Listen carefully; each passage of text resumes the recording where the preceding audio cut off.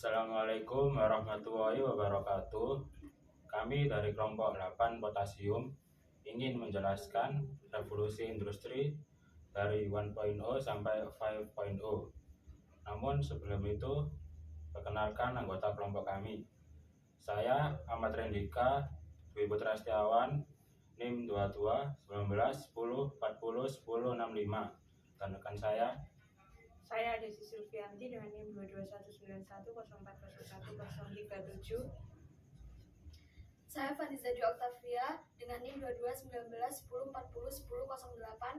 Saya Nagres Oktavia Pramita Simamora dengan NIM 221910401089. Saya Dapat Tahila dengan NIM 22191040101056. Saya Nabela Amanda Fitriawati dengan NIM 221910401080.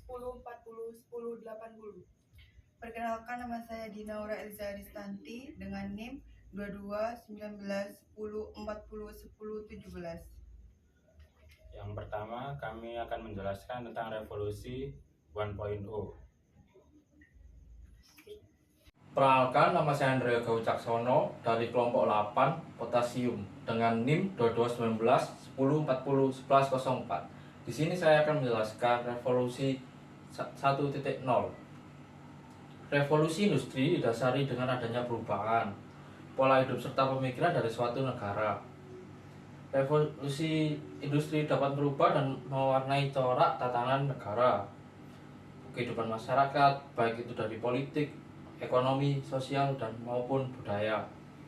Apabila kita mundur jauh ke belakang, melihat dari sejarah revolusi industri, hal ini berawal dari revolusi ekonomi yang terjadi di Inggris. Revolusi industri 1.0 mengawali perubahan sejarah yang awalnya seluruh kegiatan mengandalkan tenaga hewan dan manusia, digantikan dengan kemunculan mesin. Revolusi industri 1.0 pertama kali muncul pada tahun 1750, tepatnya di negara Inggris. Pada saat itu terjadi sebuah revolusi besaran di sektor pertanian, pertambangan, transportasi, manufaktur, dan teknologi, serta memiliki dampak yang sangat besar pada bidang politik, ekonomi, dan budaya. Di sini saya akan menjelaskan tentang revolusi industri 2.0.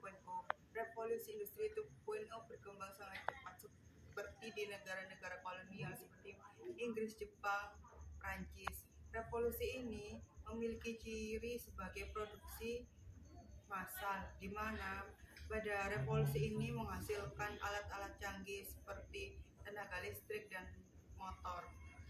Revolusi ini terjadi pada tahun 1900 sampai 1960. Di revolusi industri 2.0 ini menghasilkan alat-alat canggih seperti pesawat terbang, telepon, mobil, motor, dan lain-lainnya. Revolusi industri 3.0. Setelah revolusi industri kedua, manusia masih berperan sangat penting dalam proses produksi berbagai macam jenis barang. Tetapi, setelah revolusi industri yang ketiga, manusia tidak lagi memegang peranan penting. Setelah revolusi ini, abad industri pelan-pelan berakhir dan abad informasi dimulai. Jika revolusi pertama dipicu oleh mesin uap, revolusi kedua dipicu oleh ban berjalan dan listrik, revolusi ketiga ini dipicu oleh mesin yang dapat bergerak dan berpikir secara otomatis, yaitu komputer dan robot.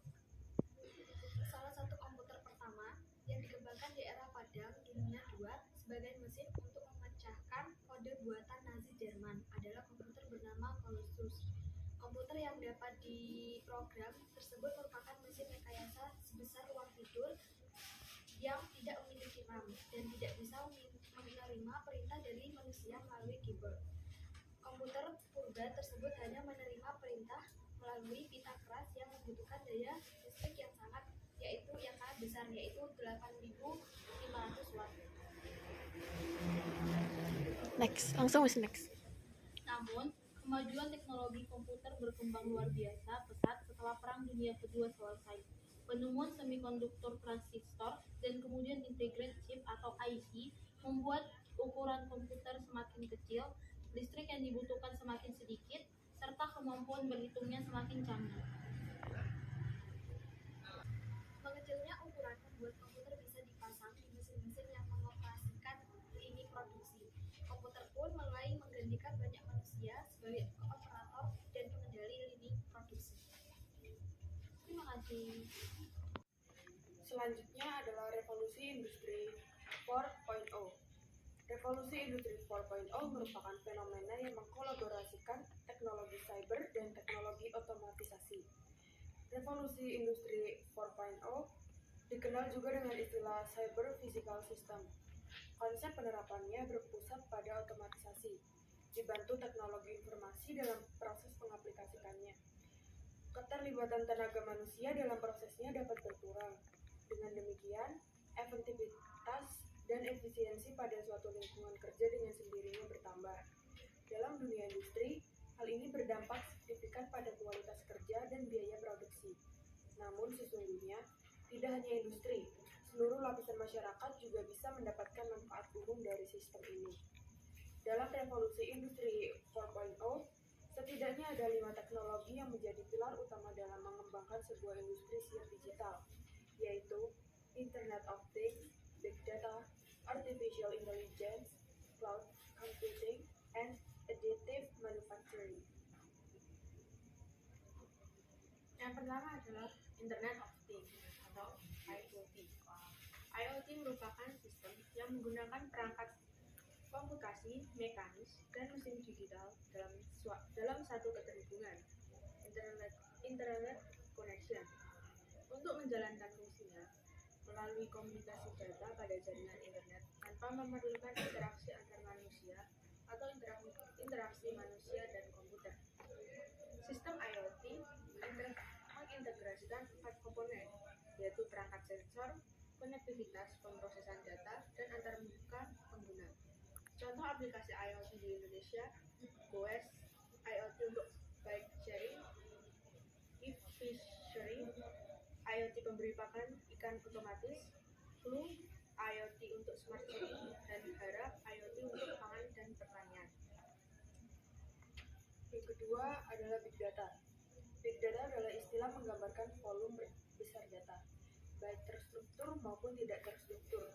Namun, bukan jumlah data yang penting, melainkan apa yang dilakukan organisasi terhadap data. Big Data dapat dianalisis untuk mengambil keputusan maupun strategi bisnis yang lebih baik.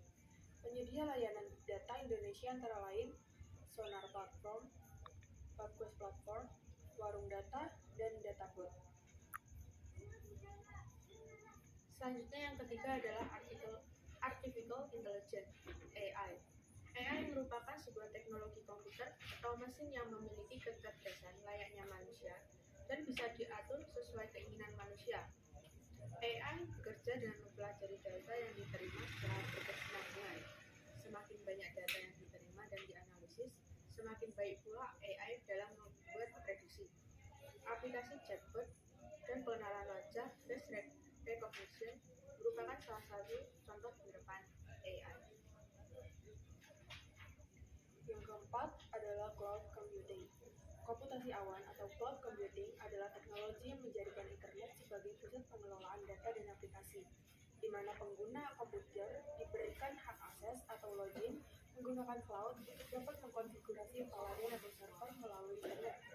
Contohnya, hosting sistem. Yang keempat adalah Cloud Computing. Komputasi awan atau Cloud Computing adalah teknologi yang menjadikan internet sebagai pusat pengelolaan data dan aplikasi, di mana pengguna komputer diberikan hak akses atau login menggunakan cloud untuk dapat mengkonfigurasi palayan atau server melalui internet. Contohnya, hosting untuk situs web berbentuk palayan virtual. Ada 3 jenis model layanan dari komputasi awan, yaitu Cloud Software as a Service, layanan untuk menggunakan aplikasi yang telah disediakan oleh infrastruktur awan. Yang kedua, Cloud Platform as a Service, layanan untuk menggunakan platform yang telah disediakan, sehingga pengembang hanya fokus pada pengembangan aplikasi. Yang terakhir ada Infrastructure as a Service, layanan untuk menggunakan infrastruktur yang telah disediakan, di mana konsumen dapat memproses, penyimpanan, berjaringan, dan memakai sumber daya komputasi lain yang diperlukan oleh aplikasi. Produk-produk cloud computing di Indonesia antara lain K-Cloud, Cloudjilat, Dewa Web, ID Cloud House, dan Free Cloud. Dan yang terakhir adalah additive manufacturing. Additive manufacturing merupakan terobosan baru di industri manufaktur dengan memanfaatkan mesin pencetak 3D atau sering dikenal dengan istilah 3D printing. Gambar desain digital yang telah dibuat diwujudkan menjadi benda nyata dengan ukuran dan bentuk yang sama dengan desain sebenarnya atau dengan skala tertentu. Teknologi additive manufacturing mampu memproduksi lebih banyak desain dan memproduksi barang yang tidak bisa dibuat dengan teknologi manufaktur tradisional. Di sini kami akan menjelaskan Society 5.0. Society 5.0 adalah masyarakat yang dapat menyelesaikan berbagai tantangan dan permasalahan sosial dengan memanfaatkan beragam inovasi sosial yang lahir di era revolusi industri 5.0. Contohnya Internet of Things, Artificial Intelligence, Big Data, dan robot untuk meningkatkan kualitas hidup.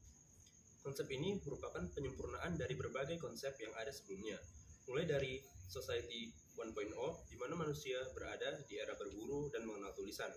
Kemudian Society 2.0, yang merupakan era pertanian, di mana masyarakat sudah mulai bercocok tanam. Society 3.0, yang sudah memasuki era industri, yaitu ketika manusia sudah memanfaatkan mesin untuk membantu aktivitas. Serta Society 5.0 untuk revolusi industri 5.0, di mana manusia sudah mengenal teknologi komputer hingga internet. Untuk penjelasan selanjutnya akan dijelaskan oleh teman saya. Kini, Society 5.0 hadir dengan mengusung konsep bahwa semua teknologi adalah bagian dari manusia itu sendiri. Artinya, internet tidak hanya berguna untuk berbagi informasi dan menganalisis data, melainkan juga untuk menjalani kehidupan.